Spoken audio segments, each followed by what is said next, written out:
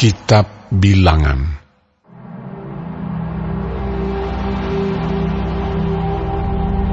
Tuhan berfirman kepada Musa di padang gurun Sinai dalam kemah pertemuan pada tanggal 1 bulan yang kedua dalam tahun yang kedua sesudah mereka keluar dari tanah Mesir.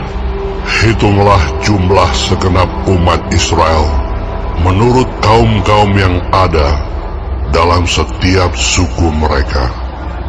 Dan catatlah nama semua laki-laki di Israel yang berumur 20 tahun ke atas dan yang sanggup berperang, orang demi orang.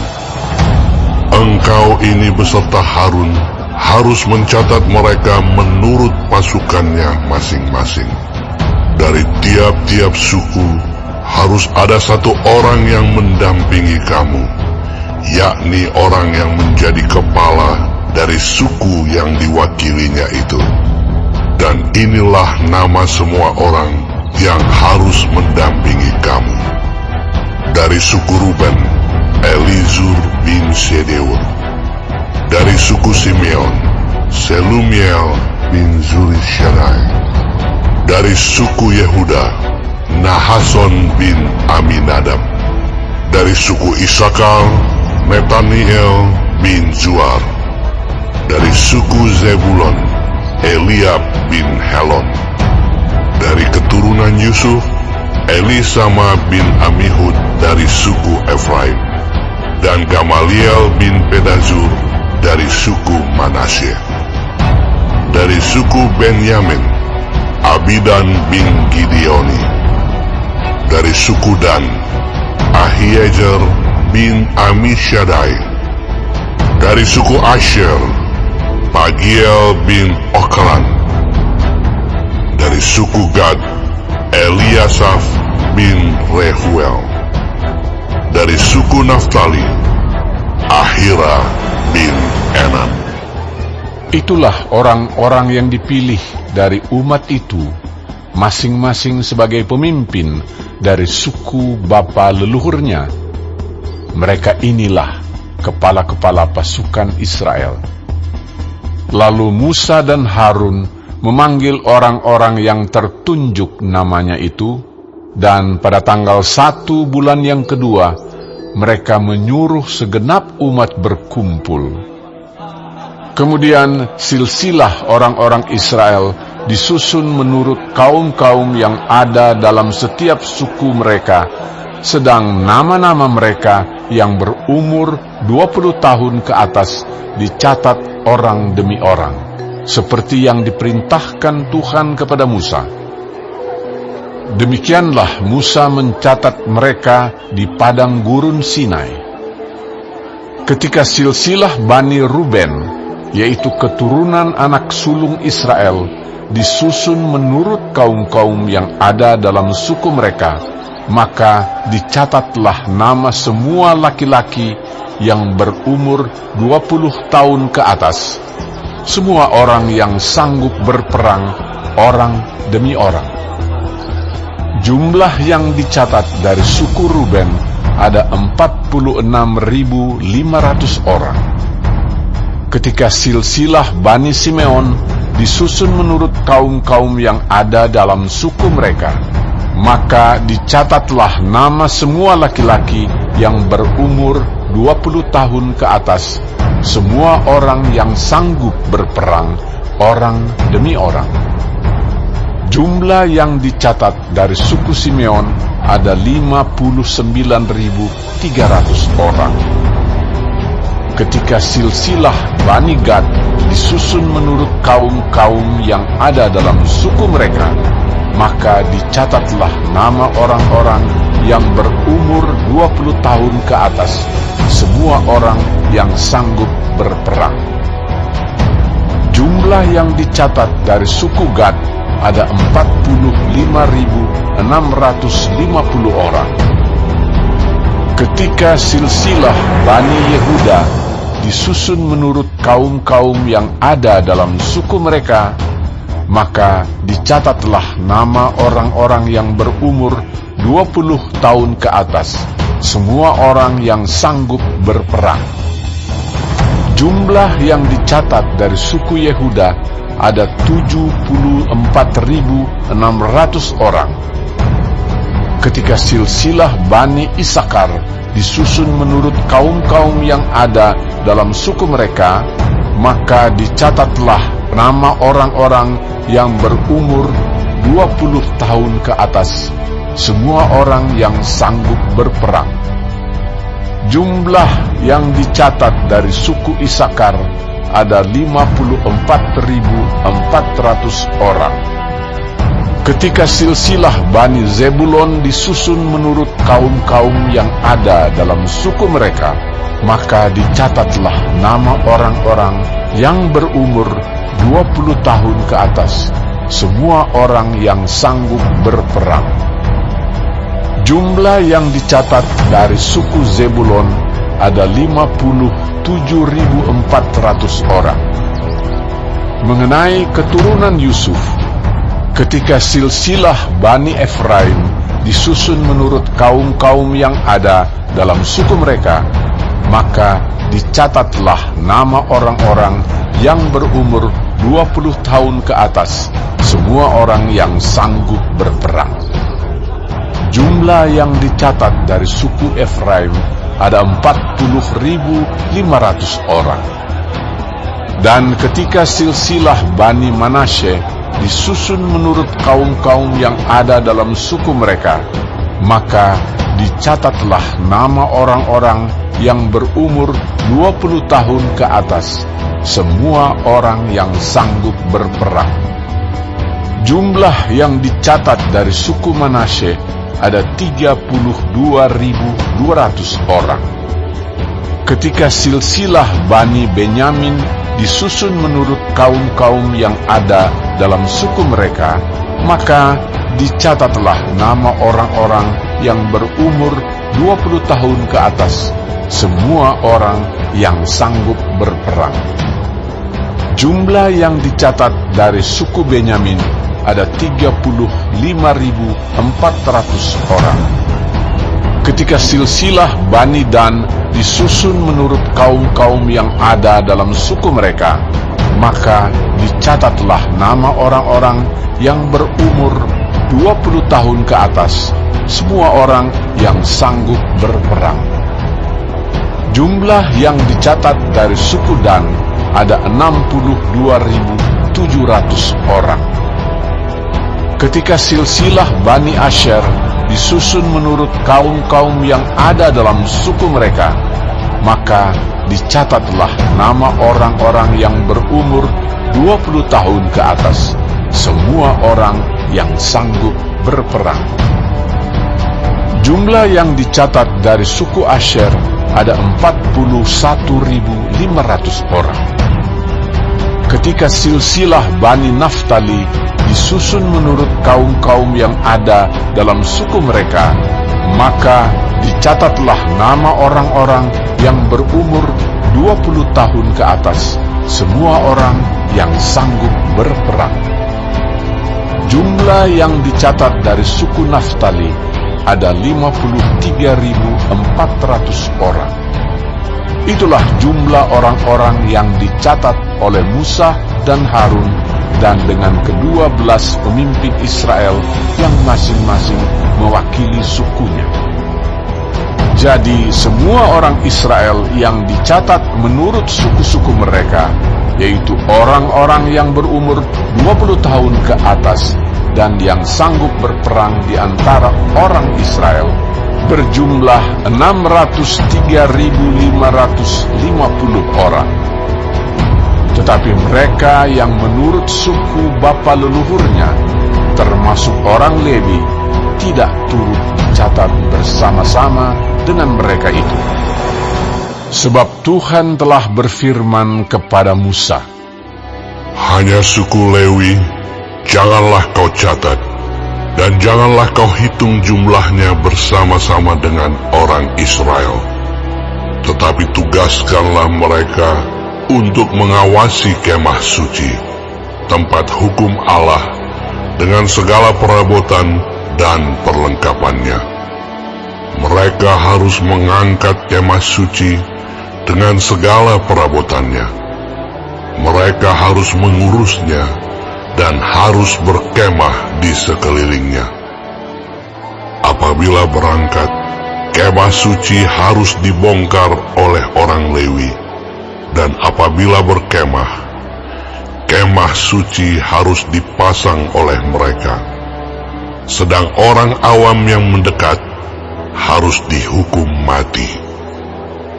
Orang Israel haruslah berkemah masing-masing di tempat perkemahannya, dan masing-masing dekat panji-panjinya menurut pasukan mereka.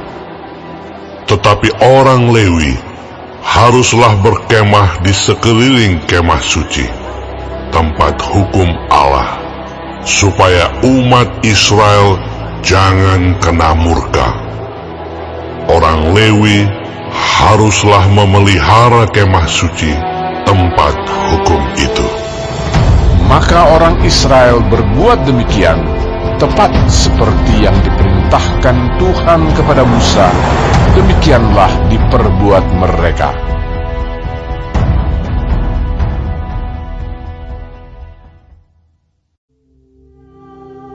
Tuhan berfirman kepada Musa dan Harun, Orang Israel harus berkemah masing-masing dekat panji-panjinya, menurut lambang suku-sukunya.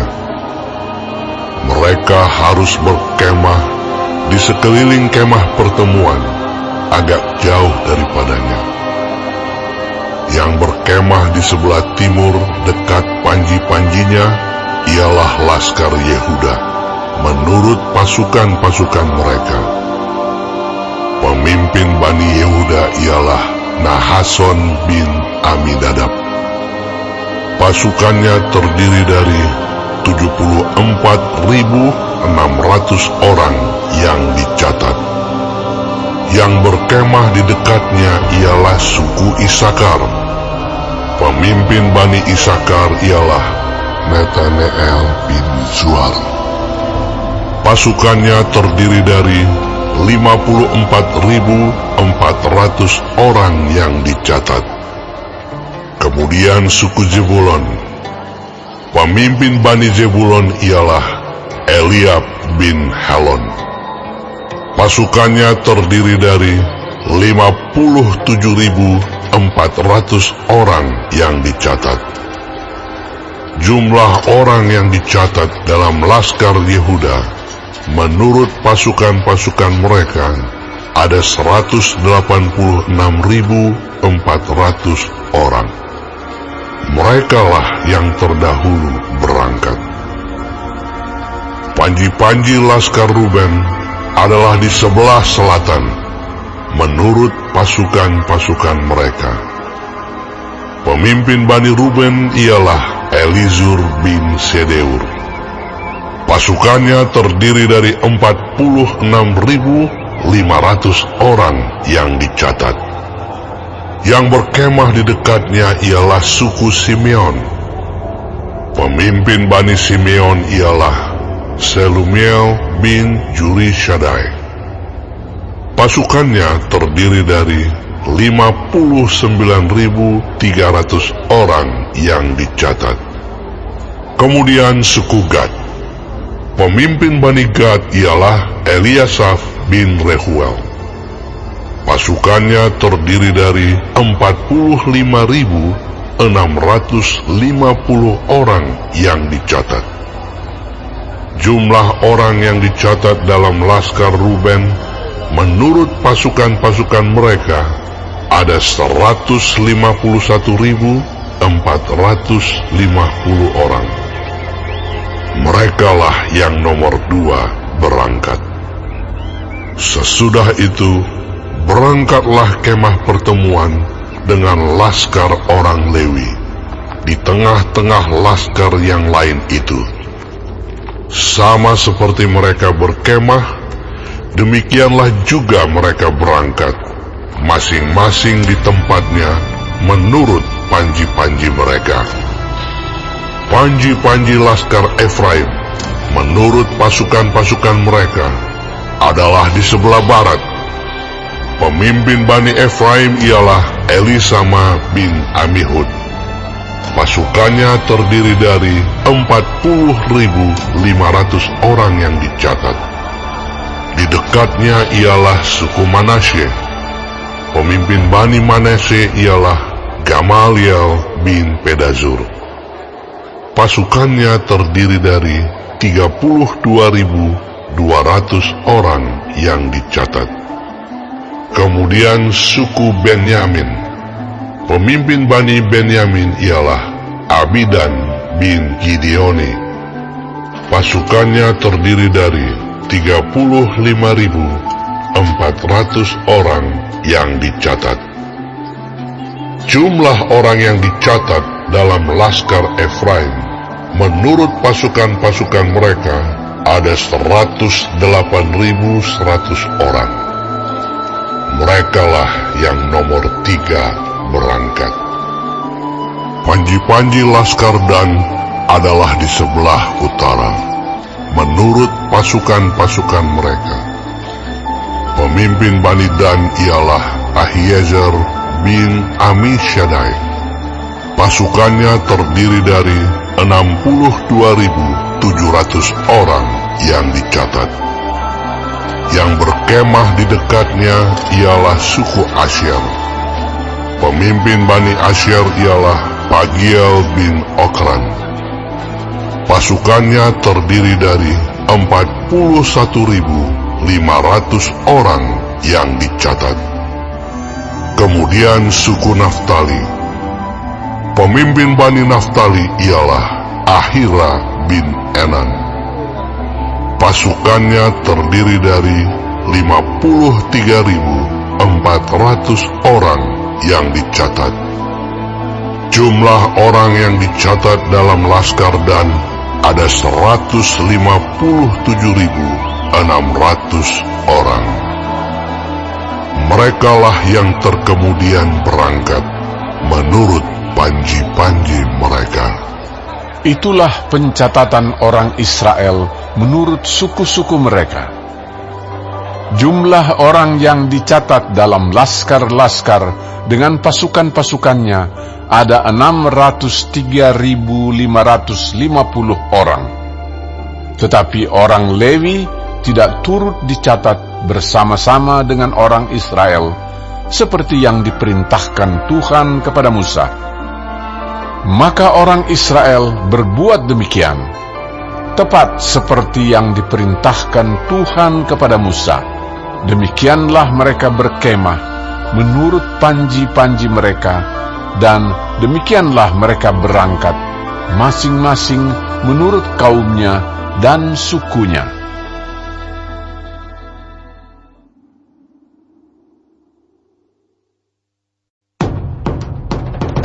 Inilah keturunan Harun dan Musa pada waktu Tuhan berfirman kepada Musa di Gunung Sinai.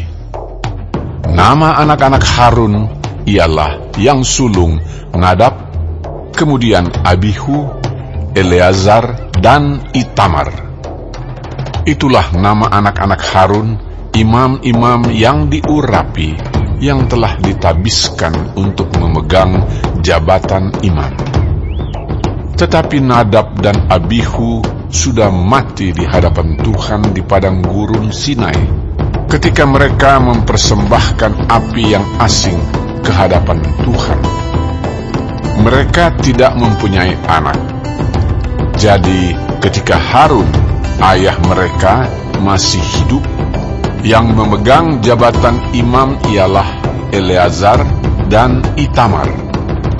Tuhan berfirman kepada Musa, Suruhlah suku Lewi mendekat dan menghadap Imam Harun, supaya mereka melayani dia. Mereka harus mengerjakan tugas-tugas bagi Harun dan bagi segenap umat Israel di depan kemah pertemuan, dan dengan demikian melakukan pekerjaan jabatannya pada kemah suci. Mereka harus memelihara segala perabotan kemah pertemuan dan mengerjakan tugas-tugas bagi orang Israel, dan dengan demikian melakukan pekerjaan jabatannya pada kemah suci. Orang Lewi harus kau serahkan kepada Harun dan anak-anaknya. Dari antara orang Israel, haruslah orang-orang itu diserahkan kepadanya dengan sepenuhnya. Tetapi Harun dan anak-anaknya haruslah kau tugaskan untuk memegang jabatannya sebagai imam. Sedang orang awam yang mendekat harus dihukum mati. Tuhan berfirman kepada Musa, Sesungguhnya aku mengambil orang Lewi dari antara orang Israel, ganti semua anak sulung mereka yang terdahulu lahir dari kandungan, supaya orang Lewi menjadi kepunyaanku. Sebab akulah yang punya semua anak sulung. Pada waktu aku membunuh semua anak sulung di tanah Mesir, maka aku menguduskan bagiku semua anak sulung yang ada pada orang Israel, baik dari manusia maupun dari hewan. Semuanya itu kepunyaanku. Akulah Tuhan. Tuhan berfirman kepada Musa di padang gurun Sinai, Catatlah Bani Lewi menurut puak-puak dan kaum-kaum mereka. Semua laki-laki yang berumur 1 bulan ke atas harus kau catat. Lalu Musa mencatat mereka sesuai dengan titah Tuhan, seperti yang diperintahkan kepadanya. Inilah anak-anak Lewi dengan nama mereka: Gerson, Kehat, dan Merari. Inilah nama anak-anak Gerson dan kaum-kaum mereka: Libni dan Simei. Anak-anak Kehat dan kaum-kaum mereka ialah Amram, Yizhar, Hebron, dan Uziel. Anak-anak Merari dan kaum-kaum mereka ialah Mahli dan Musi. Inilah kaum-kaum orang Lewi yang ada dalam puak-puak mereka. Puak Gerson terdiri dari kaum Libni dan kaum Simei. Itulah kaum-kaum Gerson. Jumlah pencatatan mereka ketika semua laki-laki yang berumur 1 bulan ke atas dicatat ada 7.500 orang. Kaum-kaum Gerson ini berkemah di belakang kemah suci di sebelah barat. Pemimpin puak Gerson ialah Eliasaf bin Lael, yang harus dipelihara oleh Bani Gerson dalam kemah pertemuan ialah kemah suci dan kemah dengan tudungnya, tirai pintu kemah pertemuan, layar pelataran, dan tirai pintu pelataran yang ada sekeliling kemah suci dan mezbah dan talinya, termasuk segala pekerjaan yang berhubungan dengan semuanya itu. Puak Kehat terdiri dari kaum Amram, kaum Yizhar, kaum Hebron, dan kaum Uziel. Itulah kaum-kaum Kehat. Jumlah pencatatan mereka ketika semua laki-laki yang berumur 1 bulan ke atas dicatat ada 8.600 orang, yakni mereka yang memelihara barang-barang kudus. Kaum-kaum Bani Kehat ini berkemah pada sisi kemah suci sebelah selatan. Pemimpin puak Kehat dan kaum-kaumnya ialah Elisafan bin Uziel. Yang harus dipelihara mereka ialah tabut, meja, kandil, mesbah-mesbah, perkakas tempat kudus yang dipakai untuk menyelenggarakan ibadah, juga tirai, termasuk segala pekerjaan yang berhubungan dengan semuanya itu. Adapun pemimpin tertinggi orang Lewi ialah Eleazar, anak Imam Harun, yang mengawasi mereka yang memelihara barang-barang kudus. Puak Merari terdiri dari kaum Mahli dan kaum Musi. Itulah kaum-kaum Merari. Jumlah pencatatan mereka ketika semua laki-laki yang berumur 1 bulan ke atas dicatat ada 6.200 orang. Pemimpin Puak Merari dan kaum-kaumnya ialah Zuriel bin Abihail. Mereka berkemah pada sisi kemah suci sebelah utara. Yang ditugaskan kepada Bani Merari untuk dipelihara ialah papan kemah suci, kayu lintangnya, tiang-tiangnya, alasnya, segala perabotannya, termasuk segala pekerjaan yang berhubungan dengan semuanya itu, juga tiang pelataran sekelilingnya, alas, patok, dan talinya. Yang berkemah di depan kemah suci di sebelah timur, di depan kemah pertemuan, ialah Musa dan Harun serta anak-anaknya yang mengerjakan tugas pemeliharaan tempat kudus bagi orang Israel. Tetapi orang awam yang mendekat haruslah dihukum mati. Jumlah orang Lewi yang sesuai dengan titah Tuhan dicatat oleh Musa dan Harun menurut kaum-kaum mereka, yakni semua laki-laki yang berumur 1 bulan ke atas, ada 22.000 orang. Lalu berfirmanlah Tuhan kepada Musa, Catatlah semua anak sulung laki-laki Israel yang berumur 1 bulan ke atas. Lalu hitunglah jumlah mereka, dan ambillah orang-orang Lewi bagiku. Akulah Tuhan. Sebagai ganti semua anak sulung yang ada pada orang Israel, juga hewan orang Lewi, ganti semua anak sulung di antara hewan orang Israel. Maka Musa mencatat semua anak sulung yang ada pada orang Israel, seperti yang diperintahkan Tuhan kepadanya. Semua anak sulung laki-laki yang dicatat namanya dalam pencatatan itu, yakni yang berumur 1 bulan ke atas, ada 22.273 orang. Lalu berfirmanlah Tuhan kepada Musa, Ambillah orang Lewi, ganti semua anak sulung yang ada pada orang Israel, juga hewan orang Lewi, ganti hewan mereka, supaya orang Lewi itu menjadi kepunyaanku. Akulah Tuhan. Sebagai uang tebusan untuk ke-273 anak sulung Israel yang melebihi jumlah orang Lewi itu, haruslah engkau mengambil 5 shikal seorang. Engkau harus mengambilnya menurut shikal kudus. Shikal ini 20 gera beratnya. Berikanlah perak itu kepada Harun dan anak-anaknya sebagai uang tebusan untuk orang-orang yang kelebihan itu. Lalu Musa mengambil uang tebusan untuk orang-orang yang melebihi jumlah mereka yang telah ditebus oleh orang Lewi itu.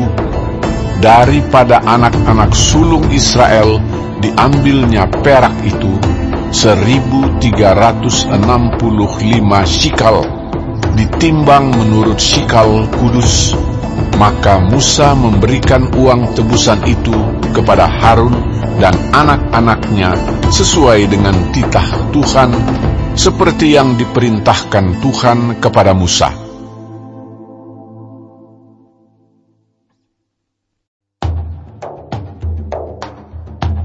Tuhan berfirman kepada Musa dan Harun, Hitunglah jumlah Bani Kehat sebagai suatu golongan tersendiri di antara Bani Lewi, menurut kaum-kaum yang ada dalam puak mereka.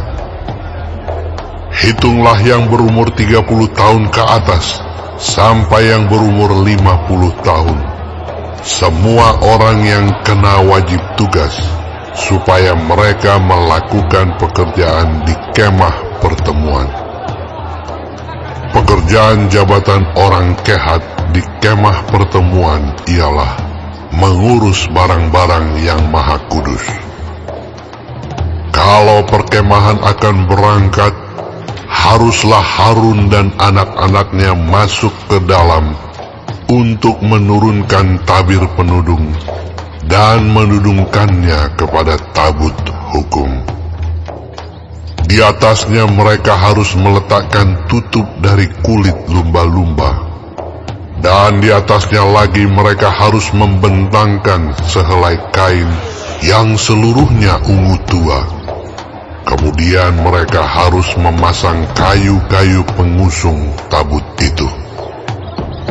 Lagi pula di atas meja roti sajian, mereka harus membentangkan sehelai kain ungu tua, dan di atasnya mereka harus meletakkan pinggan, cawan, piala, dan kendi korban curahan. Juga roti sajian harus tetap ada di atasnya. Di atas semuanya itu, mereka harus membentangkan sehelai kain kirmizi, lalu menudungnya dengan tudung dari kulit lumba-lumba. Kemudian mereka harus memasang kayu-kayu pengusung meja itu. Lalu mereka harus mengambil sehelai kain ungu tua dan menudungkannya kepada kandil untuk penerangan dengan lampu-lampunya, sepit-sepit dan penadah-penadahnya, dan segala perkakas minyaknya yang dipakai untuk mengurus kandil itu. Dan mereka harus meletakkannya dengan segala perkakasnya ke atas tudung dari kulit lumba-lumba dan meletakkannya di atas usungan. Di atas mesbah dari emas itu, mereka harus membentangkan sehelai kain ungu tua dan menudunginya dengan tudung dari kulit lumba-lumba. Kemudian mereka harus memasang kayu-kayu pengusung mesbah itu. Lalu mereka harus mengambil segala perkakas yang dipakai untuk menyelenggarakan kebaktian di tempat kudus, meletakkannya di atas sehelai kain ungu tua, dan menudunginya dengan tudung dari kulit lumba-lumba. Kemudian meletakkannya di atas usungan. Dan mereka harus membersihkan mesbah itu dari abu, lalu membentangkan sehelai kain ungu muda di atasnya. Sesudah itu, meletakkan di atasnya segala perkakasnya yang dipakai untuk mengurusnya, yakni perbaraan, garpu, penyodok, bokor penyiraman, segala perkakas mesbah itu. Dan di atasnya mereka harus membentangkan tutup dari kulit lumba-lumba. Kemudian mereka harus memasang kayu-kayu pengusung mesbah itu. Setelah Harun dan anak-anaknya selesai menudungi barang-barang kudus dan segala perkakas tempat kudus, pada waktu perkemahan akan berangkat, barulah orang Kehat boleh masuk ke dalam untuk mengangkat barang-barang itu. Tetapi janganlah mereka kena kepada barang-barang kudus itu, nanti mereka mati. Jadi itulah barang-barang di kemah pertemuan yang harus diangkat Bani Kehat. Tetapi Eleazar, anak Imam Harun, bertanggung jawab atas minyak untuk penerangan, ukupan dari wangi-wangian, korban sajian yang tetap, dan minyak urapan. Ia bertanggung jawab atas segenap kemah suci dan segala isinya, yakni barang-barang kudus, dan perabotannya. Tuhan berfirman kepada Musa dan Harun, Perhatikanlah, supaya Puak Kehat dan kaum-kaumnya jangan musnah binasa dari tengah-tengah orang Lewi.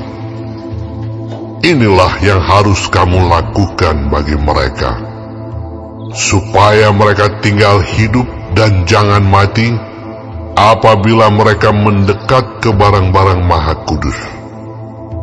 Harun dan anak-anaknya haruslah masuk ke dalam dan menempatkan mereka masing-masing di tempat tugasnya dekat barang yang harus diangkat. Tetapi janganlah orang Kehat masuk ke dalam untuk melihat barang-barang kudus itu, walau sesaat pun, nanti mereka mati. Tuhan berfirman kepada Musa, Hitunglah juga jumlah Bani Gerson menurut Puak dan kaum-kaum mereka. Catatlah mereka yang berumur 30 tahun ke atas, sampai yang berumur 50 tahun, yakni setiap orang yang wajib tugas, supaya mereka melakukan pekerjaan jabatan di kemah pertemuan. Inilah tugas kaum-kaum Gerson dalam hal pekerjaan jabatan dan pengangkatan barang itu. Mereka harus mengangkat tenda-tenda kemah suci dan kemah pertemuan tudungnya, dan tudung dari kulit lumba-lumba yang ada di atasnya, tirai pintu kemah pertemuan, layar-layar pelataran, dan tirai pintu gerbang pelataran yang ada sekeliling kemah suci dan mezbah, dengan talinya dan segala perkakas untuk pekerjaan jabatan mereka. Dan mereka harus melakukan segala tugas yang perlu berkenaan dengan semuanya itu. Seluruh pekerjaan jabatan Bani Gerson harus dilakukan sesuai dengan perintah Harun dan anak-anaknya, yakni segala tugas pengangkatan barang dan pekerjaan jabatan itu. Kamu harus membuat mereka penanggung jawab atas segala yang harus diangkat mereka. Itulah tugas kaum-kaum Bani Gerson di kemah pertemuan. Mereka harus mengerjakan di bawah pimpinan Itamar, anak Imam Harun itu. Orang Merari haruslah kau catat menurut kaum-kaum yang ada dalam puak mereka. Catatlah mereka yang berumur 30 tahun ke atas sampai yang berumur 50 tahun, yakni setiap orang yang kena wajib tugas, supaya mereka melakukan pekerjaan jabatan pada kemah pertemuan. Inilah yang wajib diangkat mereka berhubung dengan seluruh pekerjaan jabatan mereka di kemah pertemuan: papan-papan kemah suci, kayu-kayu lintangnya, tiang-tiangnya, alas-alasnya, tiang-tiang pelataran sekelilingnya, alas-alasnya, patok-patok dan tali-talinya, serta segala perkakasnya. Semuanya termasuk tugas mereka. Dengan terperinci, haruslah kamu tunjuk perkakas yang wajib diangkat mereka itu. Itulah tugas kaum-kaum Bani Merari, yakni seluruh pekerjaan jabatan mereka di kemah pertemuan, yang harus dilakukan di bawah pimpinan Itamar, anak Imam Harun. Demikianlah Musa dan Harun dengan para pemimpin umat Israel mencatat Bani Kehat menurut kaum-kaum yang ada dalam puak mereka yakni orang-orang yang berumur 30 tahun ke atas sampai yang berumur 50 tahun, setiap orang yang kena wajib tugas berhubung dengan pekerjaan jabatan di kemah pertemuan. Maka jumlah pencatatan mereka menurut kaum-kaum mereka ada 2.750 orang. Itulah orang-orang yang dicatat dari kaum-kaum Kehat, semua orang yang melakukan pekerjaan jabatan di kemah pertemuan, yakni mereka yang dicatat oleh Musa dan Harun sesuai dengan titah Tuhan dengan perantaraan Musa. Bani Gerson yang dicatat menurut kaum-kaum yang ada dalam puak mereka, yaitu orang-orang yang berumur 30 tahun ke atas sampai yang berumur 50 tahun, setiap orang yang kena wajib tugas berhubung dengan pekerjaan jabatan di kemah pertemuan. Jadi mereka yang dicatat menurut kaum-kaum yang ada dalam puak mereka berjumlah 2.630 orang. Itulah jumlah pencatatan kaum-kaum Bani Gerson, semua orang yang melakukan pekerjaan jabatan di kemah pertemuan, yakni mereka yang dicatat oleh Musa dan Harun sesuai dengan titah Tuhan. Bani Merari yang dicatat menurut kaum-kaum yang ada dalam puak mereka, yaitu orang-orang yang berumur 30 tahun ke atas sampai yang berumur 50 tahun, setiap orang yang kena wajib tugas berhubung dengan pekerjaan jabatan di kemah pertemuan. Jadi mereka yang dicatat menurut kaum-kaum mereka berjumlah 3.200 orang. Itulah jumlah pencatatan kaum-kaum Bani Merari, yakni mereka yang dicatat oleh Musa dan Harun sesuai dengan titah Tuhan dengan perantaraan Musa. Semua orang Lewi yang dicatat oleh Musa dan Harun dengan para pemimpin Israel menurut kaum-kaum yang ada dalam puak-puak mereka, yakni orang-orang yang berumur 30 tahun ke atas sampai yang berumur 50 tahun, setiap orang yang wajib melakukan pekerjaan jabatan di kemah pertemuan dan pekerjaan pengangkatan barang. Jadi mereka yang dicatat berjumlah 8.580 orang. Sesuai dengan titah Tuhan dengan perantaraan Musa, maka mereka masing-masing dibuat penanggung jawab atas apa yang harus dikerjakan dan diangkatnya. Demikianlah mereka dicatat seperti yang diperintahkan Tuhan kepada Musa. Tuhan berfirman kepada Musa, "Perintahkanlah kepada orang Israel, supaya semua orang yang sakit kusta, semua orang yang mengeluarkan lelehan, dan semua orang yang najis oleh mayat disuruh meninggalkan tempat perkemahan, baik laki-laki maupun perempuan.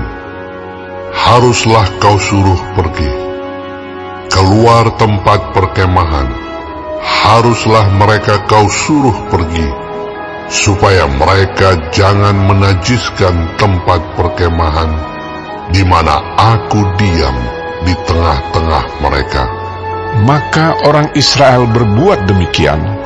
Mereka menyuruh orang-orang itu meninggalkan tempat perkemahan, seperti yang difirmankan Tuhan kepada Musa. Demikianlah diperbuat orang Israel.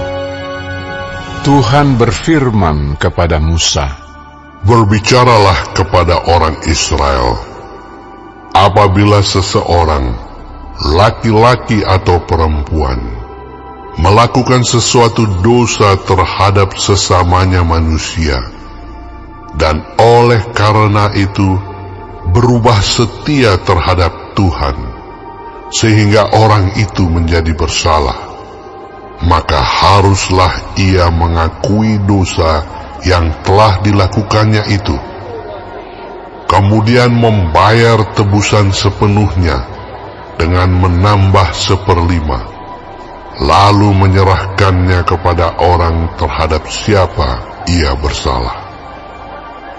Tetapi apabila orang itu tidak ada kaumnya, kepada siapa dapat dibayar tebusan salah itu? Maka tebusan salah yang harus dibayar itu menjadi kepunyaan Tuhan, dan adalah bagian imam, belum terhitung domba jantan pendamaian yang dipakai untuk mengadakan pendamaian bagi orang itu. Dari persembahan-persembahan kudus yang disampaikan orang Israel kepada imam, persembahan khususnya adalah bagian imam. Sedang persembahan-persembahan kudus yang dibawa oleh seseorang adalah bagian orang itu sendiri. Hanya apa yang diserahkannya kepada seorang imam adalah bagian imam itu.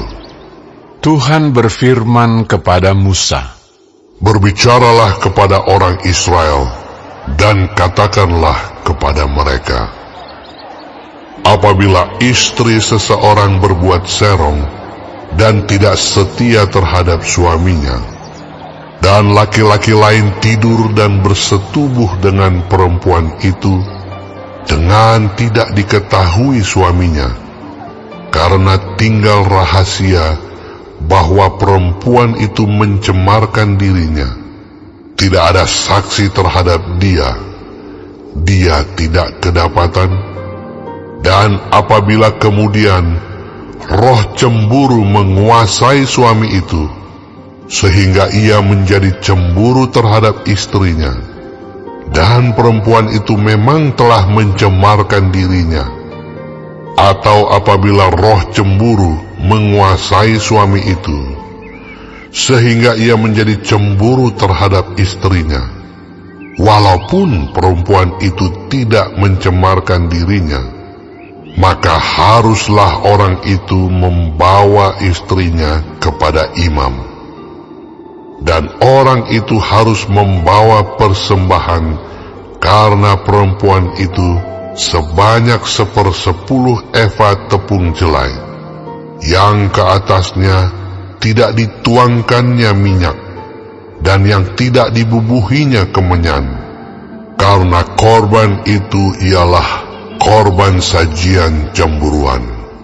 suatu korban peringatan yang mengingatkan kepada kedurjanaan. Maka haruslah imam menyuruh perempuan itu mendekat dan menghadapkannya kepada Tuhan. Lalu imam harus membawa air kudus dalam suatu tempayan tanah, kemudian harus memungut debu yang ada di lantai kemah suci dan membubuhnya ke dalam air itu.